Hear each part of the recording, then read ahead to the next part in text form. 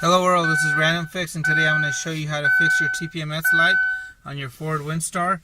And if your light is blinking, please check the video link below on how to fix that. And let me show you how to get this done now. So the first thing you want to do is come to the driver's side door panel, and you're going to see this little decal that has your VIN number displayed. And it will tell you the tire pressure for the front is 35 as well as for the rear.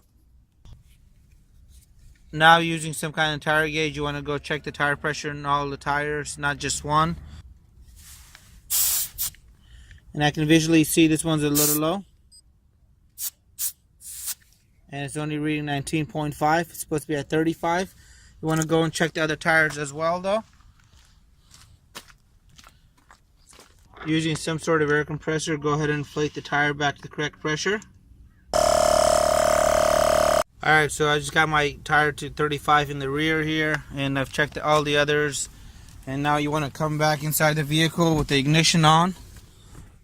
And on the left hand side, you're going to see this reset button right here. You want to go ahead and hold that for a total of 3 seconds. 1, 2, 3. And you're going to see it blink like that.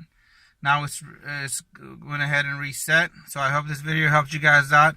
Please make sure you inflate all the tires before just hitting the reset button, as it may be causing further safety hazards.